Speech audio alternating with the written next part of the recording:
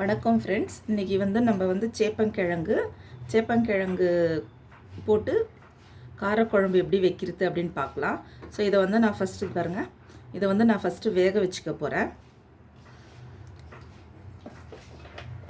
ஒரு 6 to 7 minutes cook பண்ணி எடுத்துக்கலாம். இதை லெமன் சைஸ் புளி எடுத்திருக்கேன். இந்த லெமன் சைஸ் புளியை நம்ம ஊற வச்சுக்கலாம். பாருங்கள், சேப்பக்கிழங்கு ஆல்ரெடி குக் ஆகிடுச்சு. அதாவது 6 to 7 மினிட்ஸ் வரைக்கும் வச்சு இது வேக வச்சு எடுத்தாச்சு. இது எப்படி அப்படின்னா, இந்த மாதிரி உரிச்சிக்கணும். இந்த மாதிரி உரிச்சி எடுத்துக்கணும். குழக்குழன்ட்டு தான் இருக்கும், பட் அது ரொம்ப ஹெல்த்துக்கு, அதாவது போன்ஸுக்கு ரொம்ப நல்லது. இந்த மாதிரி உரிச்சி எடுத்துக்கணும். இதை பாருங்கள், இந்த மாதிரி ஒரு 2 ஸ்பூன் நல்லெண்ணெய் சேர்த்துக்கலாம். 2 டேபிள் ஸ்பூன் நல்லெண்ணெய் சேர்த்துக்கிறேன். வடவை ஒரு டேபிள் ஸ்பூன் அளவுக்கு போட்டுக்கலாம். பொடிசாக நறுக்கின வெங்காயம் 1 எடுத்துருக்கேன். ஸோ இதையும் நம்ம சேர்த்துக்கலாம். ஒரு 1 மினிட் வதக்கி விட்டுடலாம்.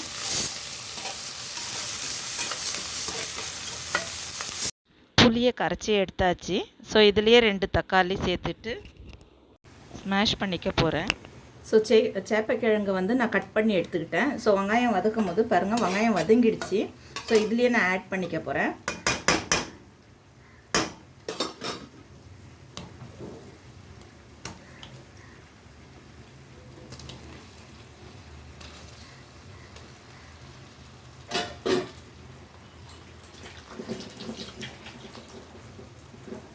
இதுவும் லேசாக வதக்கிக்கலாம்.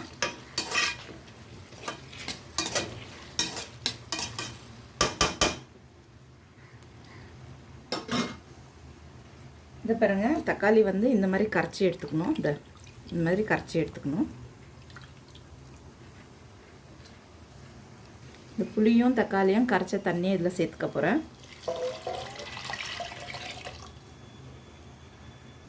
இதில் குழம்பு மிளகாத்தூள் 3 ஸ்பூன் சேர்த்துக்கலாம். டேபிள் ஸ்பூனு ஒரு 1/2 ஸ்பூனு, அப்படி இல்லைன்னா 1/2 ஸ்பூன் போதும். 1/2 ஸ்பூன் ரெட் சில்லி பவுடர் சேர்த்துக்கலாம்.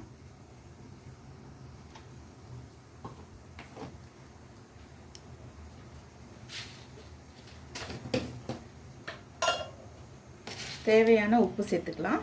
நான் கல்லுப்பு தான் எடுத்திருக்கேன்.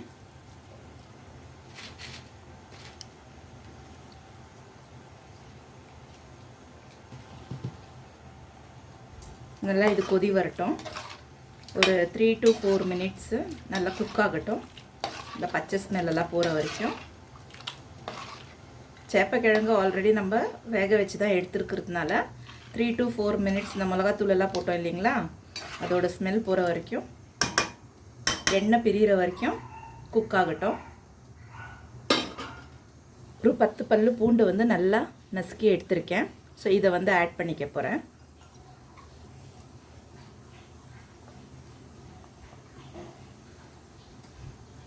எண்ணெய் பிரிஞ்சு வர வரைக்கும் குக் ஆகட்டும்.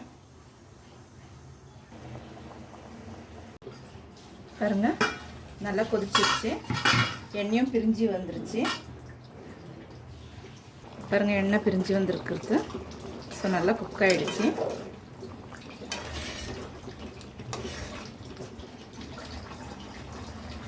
ஸோ ஃப்ரெண்ட்ஸ், இது ட்ரை பண்ணுங்கள், ரொம்ப நல்லாயிருக்கும். பிடிச்சிருந்துச்சின்னா லைக் பண்ணுங்கள், சப்ஸ்கிரைப் பண்ணுங்கள், ஷேர் பண்ணுங்கள் ஃப்ரெண்ட்ஸ். இதுக்கு சைட் டிஷ்ஷாக நீங்கள் கில்லு வத்தல் இல்லை கஞ்சி வத்தல் இதெல்லாம் வச்சு சாப்பிட்டிங்கன்னா அவ்வளோ சூப்பராக இருக்கும். Thank you friends.